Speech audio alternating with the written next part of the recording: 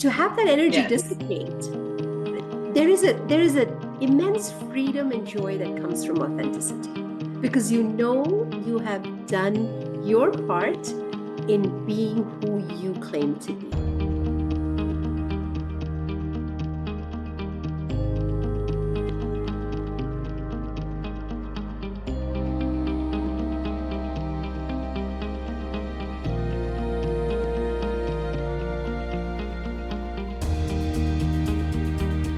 Hello there, and welcome to another episode of Fearless Women Coaches Unveiled episode. Here we are with Pritha. Hello, how are you? I am so good, Denise. Thank you for having me. Such an honor. I am doing well. Thank you. Oh, well, I am happy and I am honored that you're here taking time of your busy schedule. So I'm just going to jump into it Sure. real quick. Yeah. Please tell me, who is Pritha right now? The woman you see in front of you, 200%. My name is Pritha Lal. I'm originally from India, as you can tell. I've lived in the United States for 25 years now.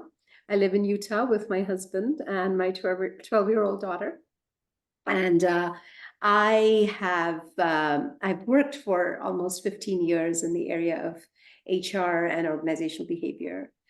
And then I took a hiatus here to be a mom. I turned 40, had my little girl, and she is now 12 in middle school. And I felt this was a good time to get back to doing something I loved. And during my career in HR and OD, what I enjoyed most was talking to people, working with people, teams, individuals, and stuff like that. So I recently, last year, I decided there has to be some way to do this, but still be a stay-at-home mom, if you will, because that remains my first priority, especially when she's at this age when things are all over the place for young preteens.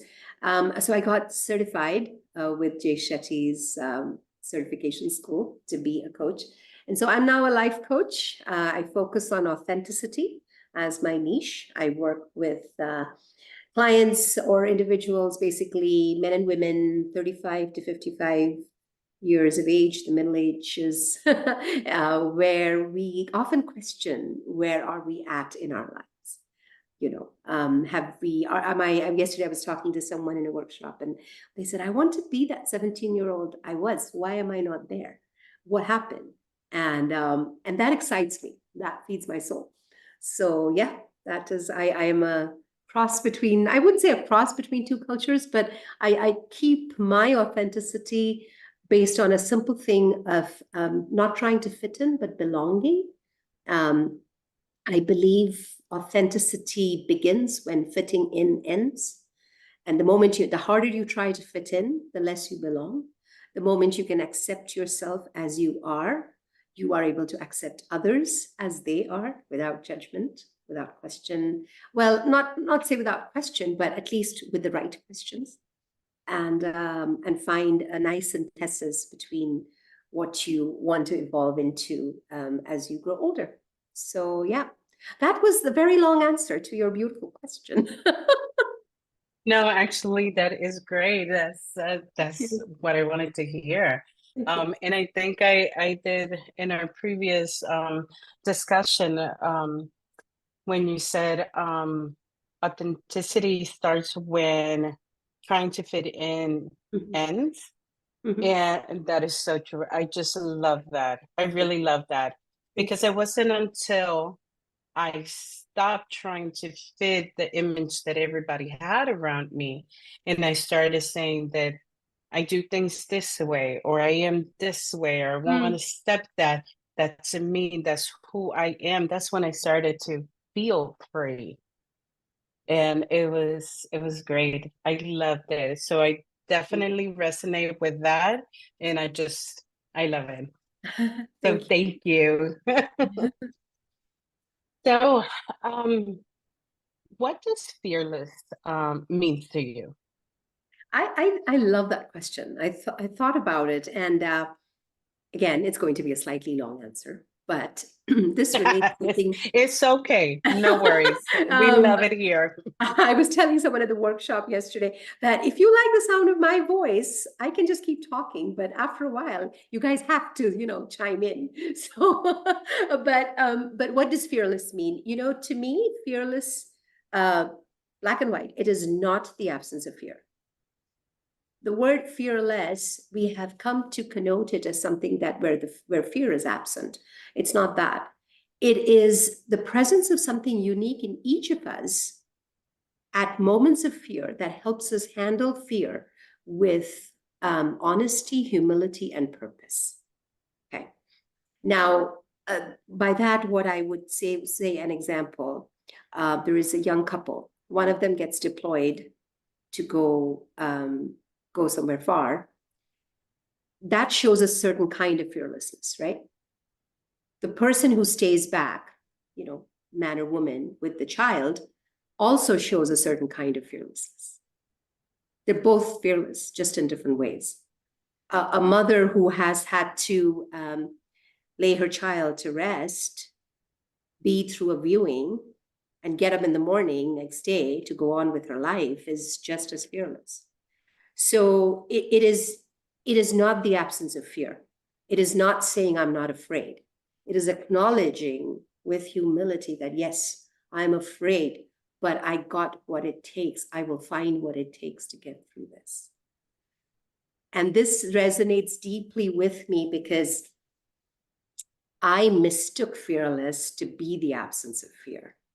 And that landed me in huge trouble. And I can talk about it in a bit, when we talk about what got me into this journey.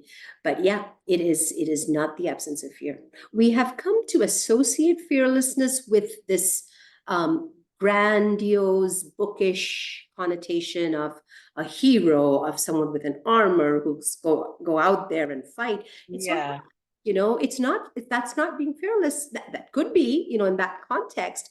But a person who stays home, does the thing, or is doing something day to day, having to get up in the morning, despite odds, despite knowing this day is not going to bring anything to them, that's being fearless too. It's not giving up. If there's a word for it, then fearlessness is not giving up, either on yourself or your circumstances. And I don't think I have heard that description of fearless. And it's like, you're right. Because here I'm thinking, yes, because you associate fearless to being with somebody making a bold move, Correct. all the time. Yeah. But somebody that had to lay their kid to rest, waking up in the morning, yes, of course. Yeah. That's part of being fearless, facing something so detrimental. But thank you so much for that description. I love hearing all the description and all the point of views of everybody that we interview when we ask for that description. This So is why thank you. this is such a rich question. So thank you, Denise. I am always amazed at what people, because you're coming from your space of your heart, right, and your head, and everybody's so unique in the way they would describe it. So I love the question, and this Yes. resonates with me at a very personal level, and we'll probably get to that later, and I can talk about it. Well, I actually wanted to know what brought you into coaching. And how did you came up with your niche of authenticity?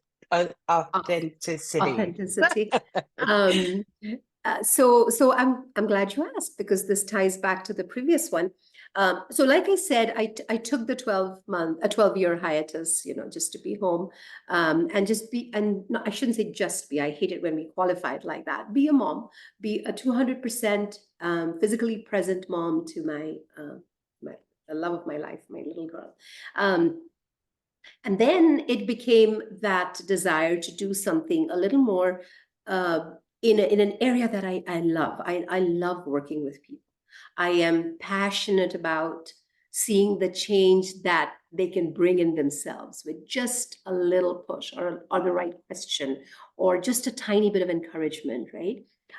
So that is hence hence the life coaching thing, because it is not therapy, as we know, but at the same time, it gives you tools to empower yourself.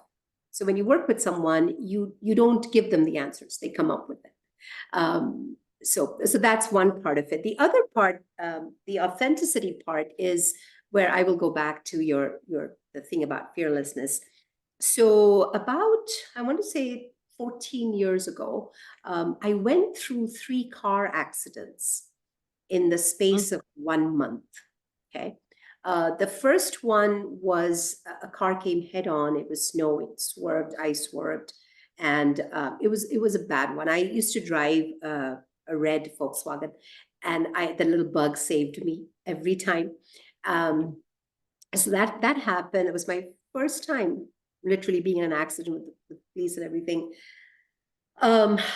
I assumed I was being fearless because the moment we got the rental car, the next day, off I went to work. My car went to the body shop, came back within a certain, a week, 10 days, whatever. I drove again in my car, feeling very powerful, feeling very much in control. And then I got hit by a deer. Went back. The car went back. I got a new rental. I drove again. My sense of control intact. You know what? I got this. I can drive. I am doing my things. I am doing all of the things that I'm supposed to do. The car comes back again, and this time I get rear-ended at a stoplight. Oh my gosh. Yeah. So it's all, and each time the insurance and the police were very helpful because they were not my fault. I wasn't causing these things. But I was assuming being fearless, meaning being bold, being courageous, facing death with such tenacity that I could take the rental and go to work, right? I am in control. And what did that lead me to? I went to a place of post-traumatic stress disorder, PTSD, and depression because I did not acknowledge my fears, Denise. I did not acknowledge the fact that my own life was no longer in my control. And how did I compensate for it? I went to every meeting. I just decided to do what I do best, work. And what did I do after coming home? I just would go to my room and read. I didn't want to socialize with anyone. I didn't want to talk to anyone. And I found myself getting into this victim mode where even if a slightest argument with my brother or my mother or my husband, it was like, oh, woe unto me. And, you guys are being so unfair and it's all me, blah, blah, blah. And finally, my brother and a dear friend, they both noticed this huge change in me. And they both suggested, Pritha, you need some help. You need to talk to someone. And I'm very proud of myself that I listened to that without question. And I took that advice. I went through a year of therapy. I went through weaning myself into the citalopram and then from 10 to 40 milligrams and then weaning out of it. And realizing during that course of therapy that it was my lack of acknowledgement of fear and the lack of accepting that I can screw up. Bad things can happen. And it's okay to be afraid. It is okay to ask for help. And a lot of things started to come out in that therapy, which was amazing. I learned I was a people pleaser because I sought affirmations. I learned that the validation of a few people in my life meant I was doing things right. I learned that I had a time letting go of control, right? And so as I look back, Denise, those 3 bumps on my rear end, which damaged my lower SI, and along with the mental trauma, I had a locked spine. I could barely walk for months. My SI is still hurts. But that 1 year of therapy and 1 year of really getting deep and understanding my authentic self, that no, Pritha, you can say no. You don't have to be in control of every situation. It's okay. But and that you don't have to be pulled by different strings. And just because somebody says a nice word means you're a good person, otherwise you feel like crap. That is not valid. That is not true. And so I am so grateful to the therapist who helped me understand these tools, and more importantly, teach them to me in such a way that when I go through something like that today, say I've had a bad day or something's gone wrong, I'm able to find the answers, or at least try to find them, right? And so the authenticity thing became paramount. And the 12 years after, and then I had, my husband and I decided, we've been world's greatest aunt and uncle for a long time, and maybe we should think about parenthood. And it was the most beautiful pregnancy at 40. I had so much fun with this child. It was the easiest, funnest thing. And there were so many perceptions I battled with even then. Having a baby at 40, you're going to be 60 by the time she graduates high school. Yes, I will. So what, right? So somewhere along the line, I came to fall in love with myself deeply, deeply, deeply. And I realized I'm a wonderful, beautiful soul. I have things to give. I have things to offer. And I gave all of my time and energy to this child. And now I feel it's time to give back to myself in some ways, and help any way I can. So I launched my practice. Yesterday, I started to work with the city to do a authenticity workshop, a six week thing. And we had about 5 or 6 participants who didn't know each other. But one thing they said is that, Pritha, you're able to create a safe space where we all felt comfortable sharing. Love it. And like you know this, right? That's the best compliment for a life coach. Oh, yes, To I have know. Yes. strangers come into a room and share, and when you have to interrupt yourself for a box of tissues, that's like, so yeah, that's been my journey. And it's just beginning, I think, in some ways, because during this process, I'm discovering so much about myself. My mom remains a huge inspiration. Speak to her every day. She's my secret life coach. I'll talk about that. I think she's one of the most fearless women I know, but I'll talk about that later. But yeah, so yeah, that's Oh, kind of, that's wonderful. That is wonderful. It's just, sometimes I love sometimes seeing my life in reverse, because I get to see like where I'm at in everything that led me to this moment. Like everything that I had to learn, everything, the help that I got. You said, was it your brother or your cousin that told you you my needed brother. some My help? brother, Your my brother brother. was one of them. So Yeah, and friend. Yeah, so I'm glad that he was able to notice, because sometimes people you don't. either don't notice, or, oh, I don't, you know, that's not my place. Let me That's not just my place. stay Yeah, quiet. no, agree. So that was amazing. And then, little by little, you can see where you were at and where you come from. So sometimes, and I think I do that when I don't feel that, I'm either in a good place or I'm feeling a little bit down. I'm like, Mm, look at everything. mm, So next year I'll be able to look at the previous year from this time. Where did I go? right. So I love it. I love your story. Thank you so much for I sharing. I am so happy you brought that up about living life in reverse, because I've been married to my husband for over 25 years. And when we first met, and after we got married, one of the things he told me, he said, you have to learn to love yourself. It took me 20 dang years to figure that out. Oh my And I hate goodness. saying this, but you were right. But no, but that was true. And I didn't know what that meant. I'm still learning. But that is so important, the concept of loving oneself and not equating it to selfishness, because that's the typical analogy we draw. And what is interesting, Denise, is that I am from India, so I have very good Indian friends. I've lived here for 25 years. I've got great friends from uh, the United States and other parts of the world. And it is amazing how unified we are on this concept. It is not cultural. Mm. at the workshop yesterday, there were ladies who brought this up.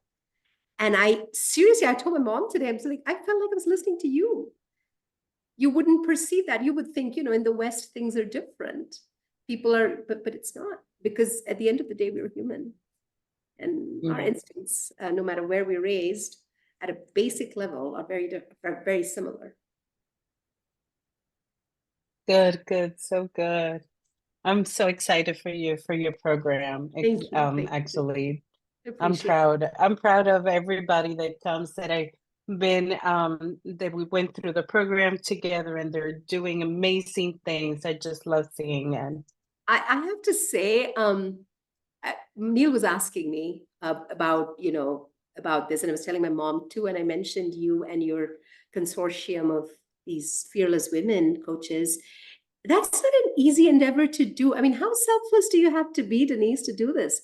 Like, it doesn't take any time from you, right? This is all magically happening. Heck no. I mean, you have your own business, you have your own life, and then you decide to do this because of the goodness of your heart and the brilliance of your mind, to bring all these women together and then have someone like me share my story. I mean, seriously, that takes courage. That is fearless. You don't give up. Well, thank you. Thank you for those kind words. That's true. They're authentic words. Thank you. All right.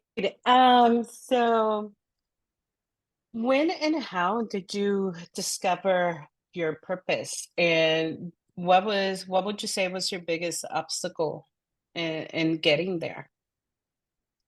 I think it's very similar to my answer to that would be this, the reason, the whole accident situation, etc.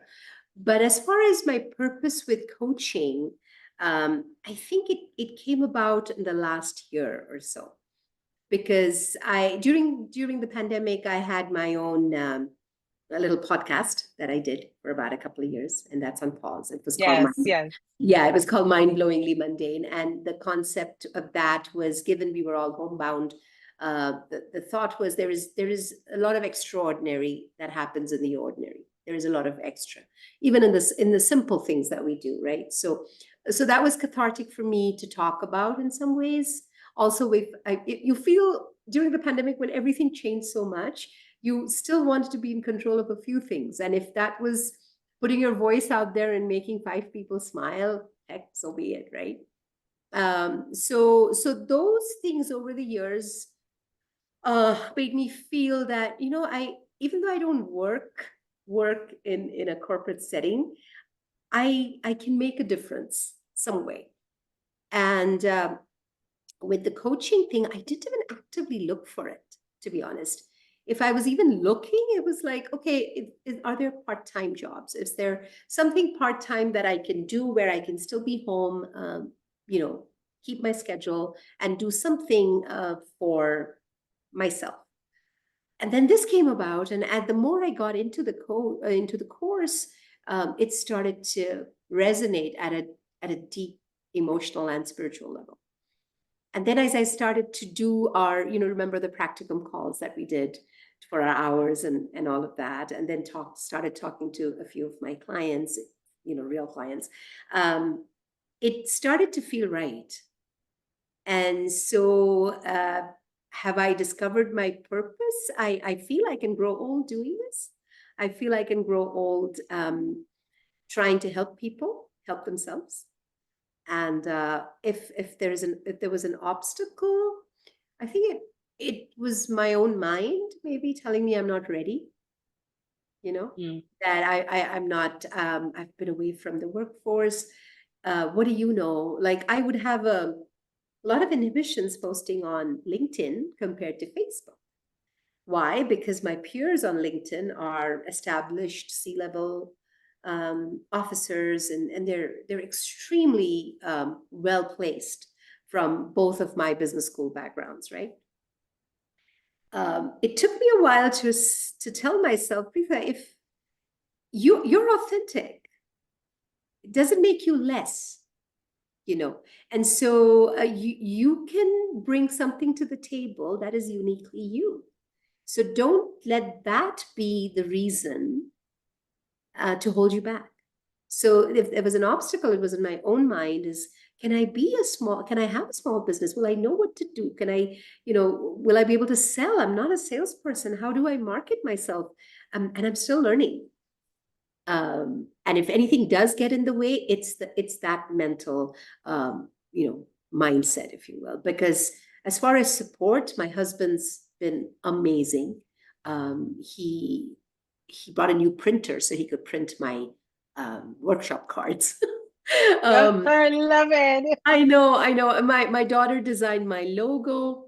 My mom constantly cheers me on. We have a very small family. My brother likes every single post I make.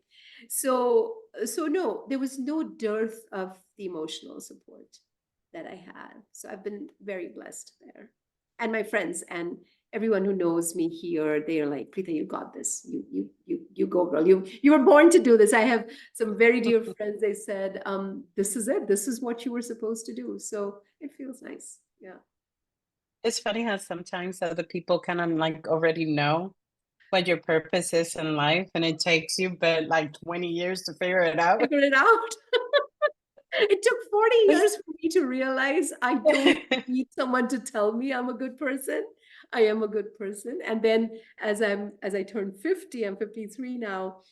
I was like, oh, now I think I know what I want to do now. Great. Oh my gosh. So talking about I know we mentioned about fearless, what fearless was for you.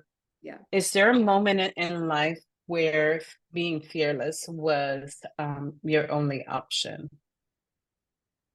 Um, two moments. One was when so I grew up in India, and then my dad, who was a petrochemicals engineer, moved to Kuwait. So from my 6th grade to my 12th grade, I lived in Kuwait with my family.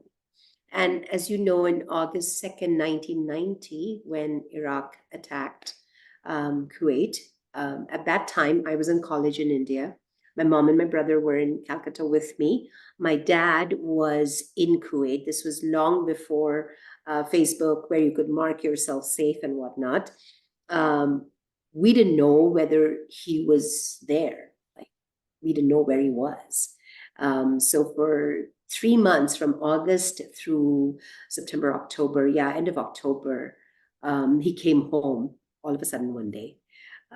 Those 3 months, being fearless was the only option. And the person who I saw was most fearless in that, who inspired me to be that way, was my mom. She pretty much, she didn't know. She didn't know if her husband was around. And to live with that kind of uncertainty, put my brother into a school so that he could continue his education, because we couldn't go back. I actually dropped a year of college that day because I could not appear for the exam. My mom, she just went through it, and she faced a lot in so many ways. But her faith in God and her faith in herself kept her going. And watching that, I knew that, the next year I had to, this had to be a year where I had to acknowledge and feel grateful for what we have. We had the apartment we lived in Kuwait overlooked the ocean. It's a beautiful 4-bedroom place. We each had a room and all of that. The hostel where I lived in when I was going through my college, had a tiny room, and the two of us shared it. But one of the things my mom inspired in us, even as we were growing, is that anything material is just not the expression of who you are. It doesn't define you. So learn to be grateful with what you have, and make that your own. And to see her live that so fearlessly, where she would cry every night, but man, the world didn't know. And so that was an option. That was a time where, as a 19-year-old, and my brother as a 14-year-old, we knew that we couldn't take life for granted. So that was a hard one. And then the other one was, I think, the accidents, because during that time, my husband was diagnosed with some weird viral thing that it didn't allow him to get out of bed with it. It would take him 10 minutes to walk from his bed to the bathroom. Oh my. I know. And here I was with my spine locked and my back hurting and my car getting, hit by kinds of stuff. And Neil was in this situation. And that was again a point as I look back today. Maybe at that time I was in denial of the fear, but as I look back, I feel empowered by it in some ways, knowing that even moments like that can bring you things that, like you said, look your life in reverse. And you showed up, you did your thing, you were present. So those 2 points, I'm sure there were others, but those two come to mind in different Well, ways. when that second time when you had gone through the accident Mhm. and your husband was diagnosed, how you were both Mhm. dealing with your own kind of like things in your body or illness, Yes, but you were still there to, like, I'm pretty sure you were hurting, but you were helping him just like he was hurting, and but he was helping you. precisely. Like, what a act of love right there. Yeah, it was an interesting time as I think Since back. it was Valentine's Day yesterday. So Oh, you're sweet. I said yes to marrying my husband after 5 days of knowing him. So yeah, and it was not even when you know, you romantic. know. Yeah, when you know, you know. So yeah, no, but thank you. I appreciate that acknowledgement deeply. Thank Great. Um, why it's important to know how to be authentic and how to raise awareness. you. Why is it important to know? I'll give you an example. I'm sitting here in my living room area. Okay, I'm not going to switch the camera because the light won't shine right on my face. But I could be here in a pretty top and pajamas, and you wouldn't know, right? My kitchen could be really messy, you wouldn't know. But I spent an hour dolling up, but that's different. I love to look. I love to dress up. That's besides the point. But I cleaned my kitchen, Denise. Honestly, I did. I could show you it's spotless. And I'm telling myself, why am I doing that? Because it's the energy that'll bring. You and I are going to talk about something so real, so true. And this is going to be heard by people who trust you to bring somebody who's going to speak with honesty. And to have that energy Yes. dissipate, there is a immense freedom and joy that comes from authenticity, because you know you have done your part in being who you claim to be. If I'm claiming to be authentic and I'm hiding stuff, or I am not present with my energy, then I just won't be honest. Does that make sense? So I'm Should just I trying put to all the like be pile your of mess on my table? Because I Hey, you're the had boss lady. You get to do whatever. I had like 4 piles of paper back there. I'm like, oh, it doesn't look right. They're just sitting right there saying hello to me. I'm So sorry. yeah, oh, my wires are here. You don't want to see them. They're like gold. But authenticity gives you a kind of freedom because it allows you to accept yourself. And that is the benefit of it. And how would I raise awareness? So funny you should ask. And funny, I have the material here to show you. This is something that I do, and it's I have a session at one of the organizations here for their site to talk to an entire the corporate site. And also this is the second day activity of my 6-week workshop. And what we do is, Denise, we give a little stone. Can you see this? It's a little Mhm. rock. It has a word here. Yeah.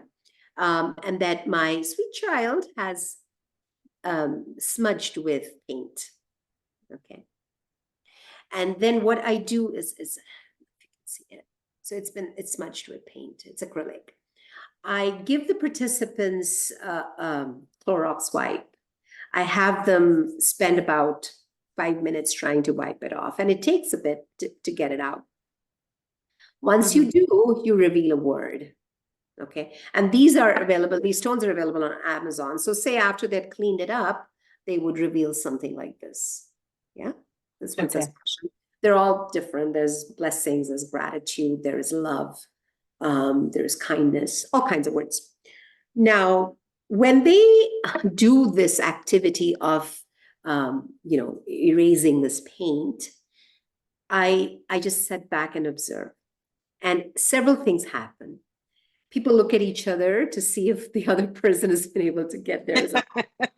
They try all kinds of things. They'll get more That'll tissue. probably be me. Like, did you get yours off? What are you doing? And I asked them to keep the tissue by them, so not throw the Kleenex away. And then a lot of it comes off, some of it still stays on.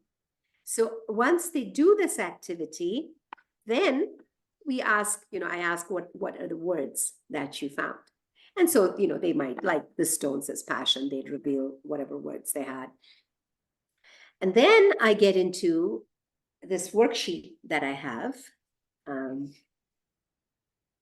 don't know if you can see it, but it says what it does essentially is I ask them, okay, you found a word on your stone.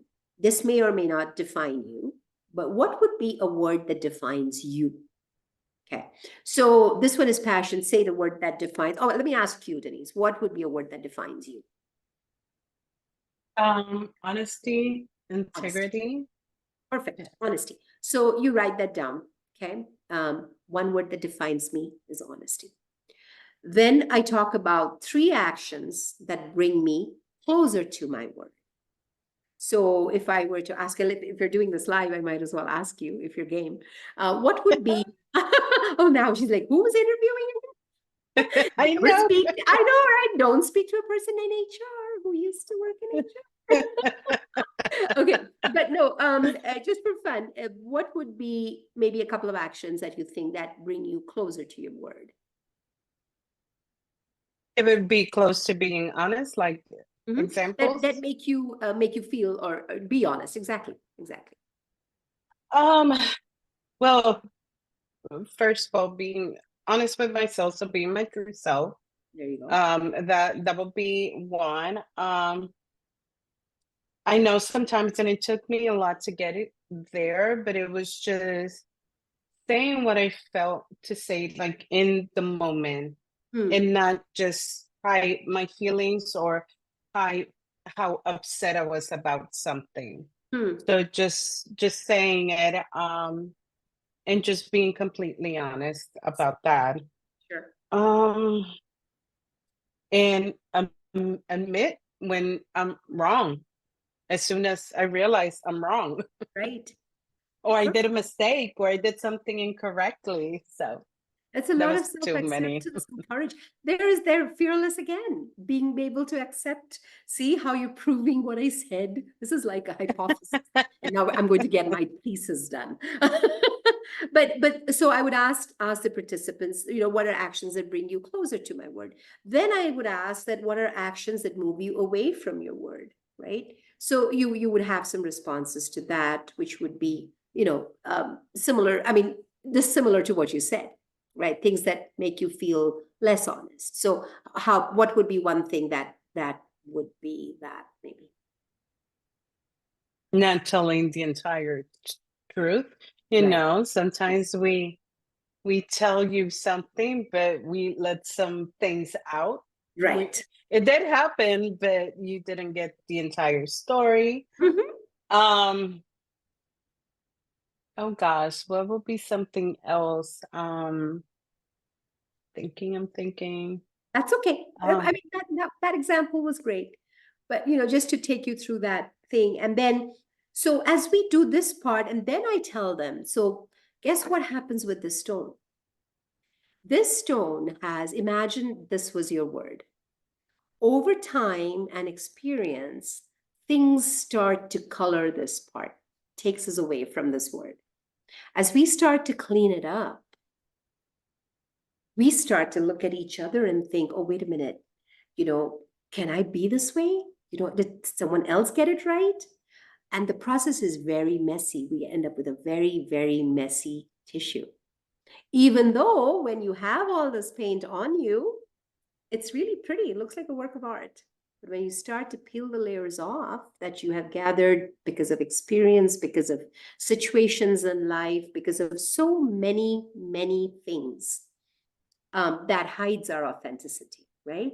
So I have people go through those, and then we get into coming up with one goal that will drive my actions to my word, because they've already identified what takes them away, what takes them to. What could be one goal that would drive, and then they come up with a goal, and then I finally ask. And these are more discussions, right? You have it in a group. So what can I start doing to meet that goal? What can I start doing so that I'm able to tell the whole story? What can I stop doing? And what can I continue doing so that I'm able to? So that is the authenticity exercise. And in the process, what happens is, which is why the 6 weeks thing is, I think, going to work, and I'm testing it out, is when we talk about what can I start and stop, things that come up are, oh, but my mindset and the barriers. I want to do this, but this is not within my control. I want to stop this, but that's not within my control. I don't want to take care of so and so, but I can say no. Why can I not say no? Because that is what I've been taught. Why have I been taught this way? Because self-love is selfishness. If I'm thinking of myself, I'm being selfish. So you see how convoluted the whole thing gets. And Yeah. those become those layers of paint. So yeah, that is one of the awareness is to kind of help people understand that nobody needs to tell you what your authentic self is. You know it. It's within you. Just like this word is in the stone. Nobody's, you're not writing it out. It's there. What we need to look at is what has covered it, or what has Right. defaced it, if you will. And what can we do to bring it out in a way that makes sense? Mm. So, Love it. Love. That's a great exercise. Thank you for sharing and putting me in the spot. yes, that was my whole intent. And I can send you this worksheet, Denise, if you ever need it. I think I shared it with the group, but if you need, if there's any Oh, use. great. Thank you. Yes. Mhm. Um, okay, so I wanted to know, um, since you started your coaching, what has been some of the challenges and obstacle that women may face or are facing when it comes to being their authentic self? Like, where do you see that that is hurting the most, and how they overcome it? I think what if you talk about what are the barriers from being their authentic self, um, a lot of times it's environment, childhood trauma. That's huge. I am amazed at how many people I personally know are living with abuse kind of trauma. And they have been to therapists, they've worked through it, they have gone ahead with their life. But even if it's not something as intense as abuse, the fact that there was sibling rivalry, the fact that their weight was an issue, the fact that their appearance was an issue, ages ago, we carry it. That's a huge barrier. We carry things that hurt us. The reason we carry it is because we haven't dealt it, we haven't looked at it in the eye and say, you know what, I can let this go, or I can work through this. I know individuals who feel validated when they look at their scale. I know individuals who feel validated when they fit into a certain size dress. I know of individuals who have had such grief in their life that they have felt worthless and felt it has all been their fault. So there are multiple barriers that get in the way of being their authentic selves. And of course, our upbringing, right? Like I said, it was so interesting to listen to women from different backgrounds talk about how taking time for themselves was an act of um, taking time away from the family. It was sacrificing. Oh, You know what I mean? that was me.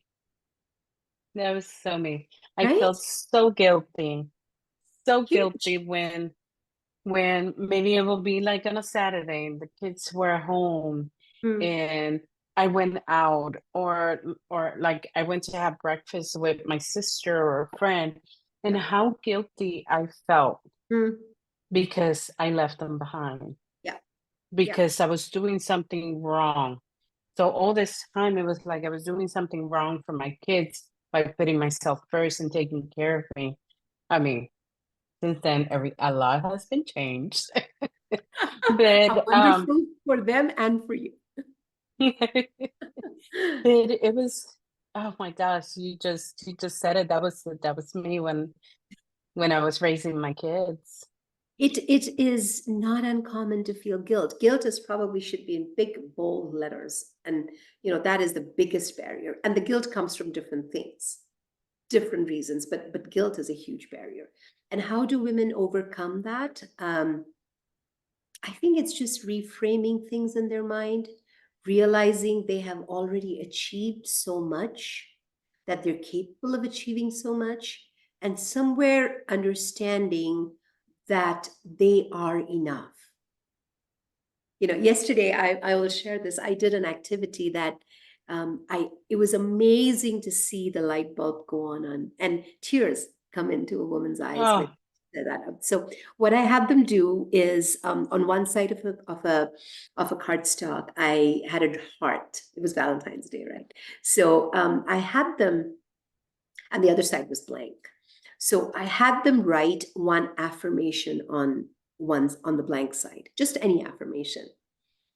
And on the heart, um, I said, flip the card and just write all the things that you absolutely love about your heart. Compassion, strength, kindness, humor, whatever, and and decorate the heart as you like. And we had colored pens and all that. And so they did. They each did it so uniquely. One of them wrote around the edges. One of them drew compartments. You could tell a lot about their personality in the way they did that.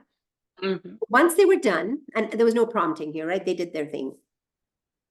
I asked them to flip the card again, look at that affirmation, and put a Y on it, right?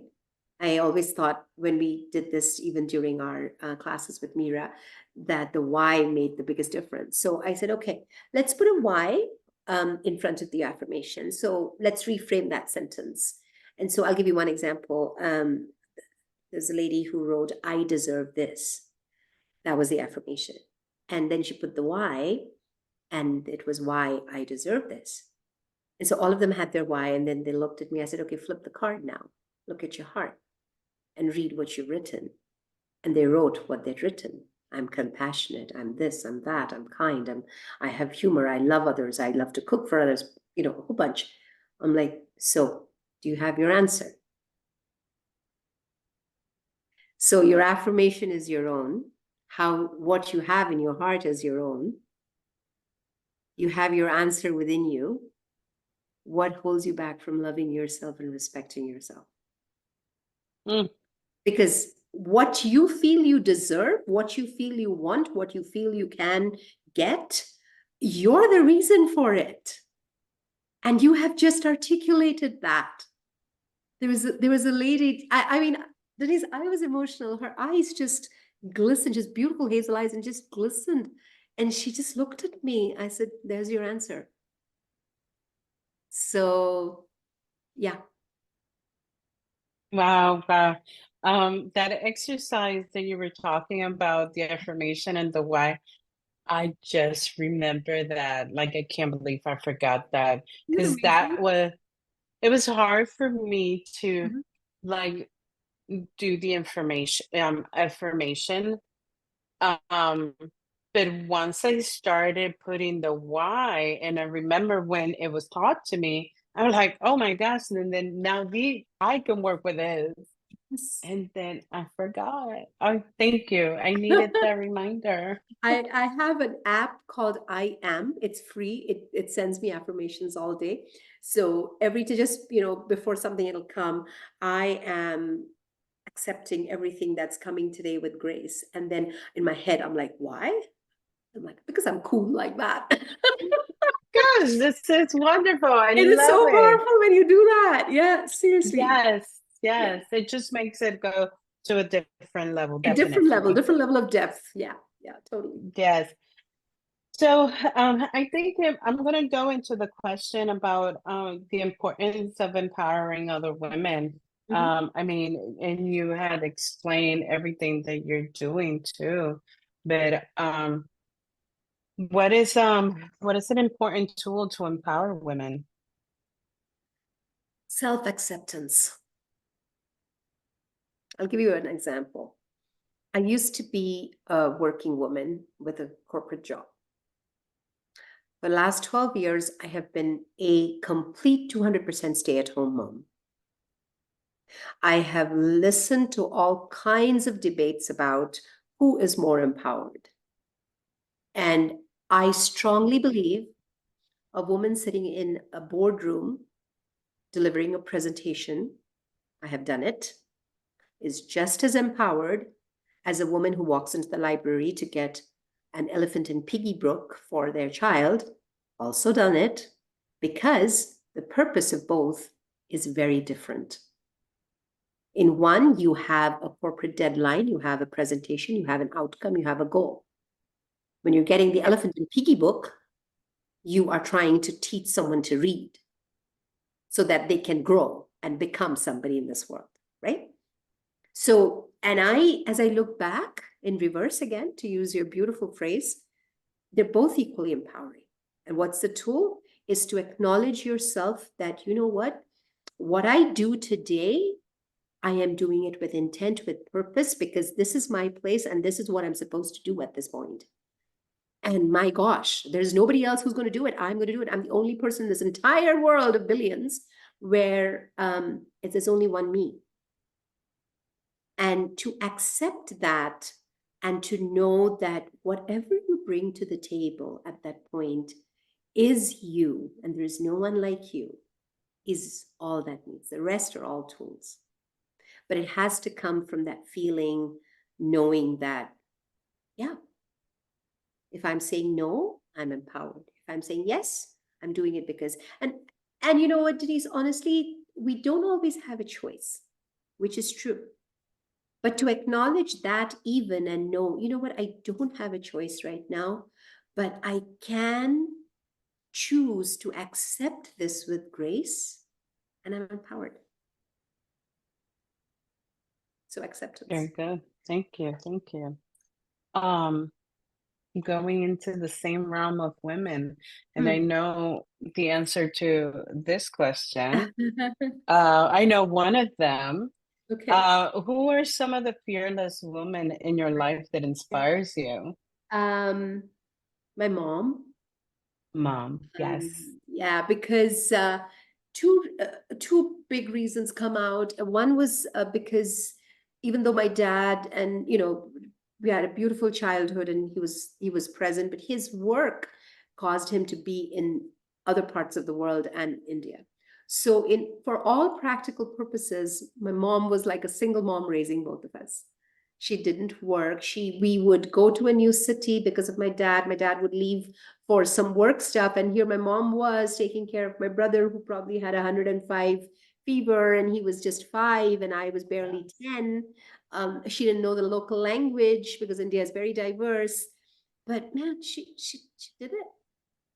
And today, after dad passed 7 years ago, she lives alone in India.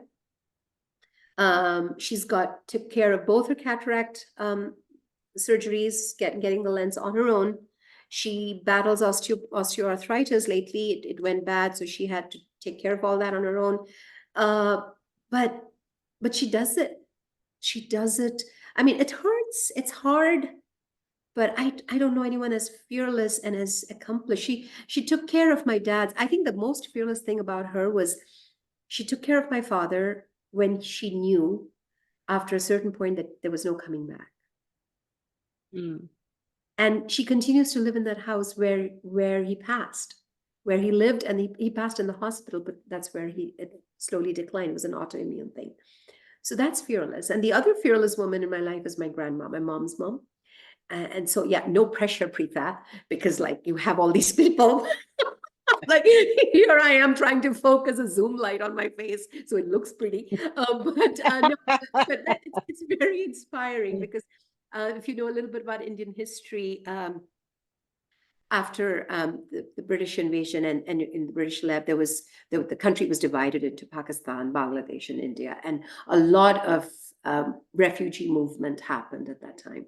And my grandmother was because of a lot of incidents. She and her little brothers and sisters were moved to Rangoon, Myanmar, and she at that point was an orphan. She lost her mom when she was very little, and her dad was separated because of many reasons. She grew up in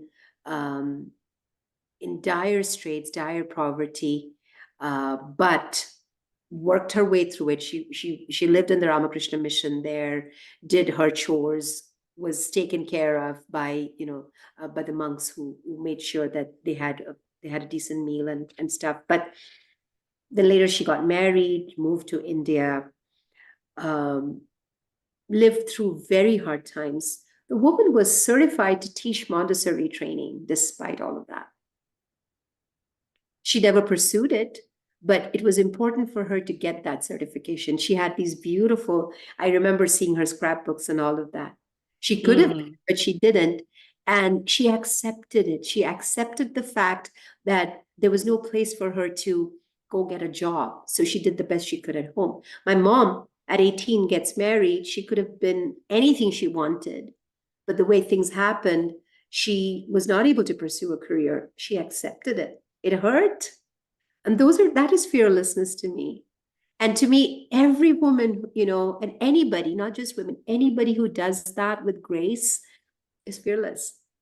And I'm so blessed to know so many of those, but those two are kind of high up there for me. Yes, of course. Oh, that's awesome. That's lovely. That's lovely. Well, we have gone through a lot of your story. So if there was a movie about you, what will be the title?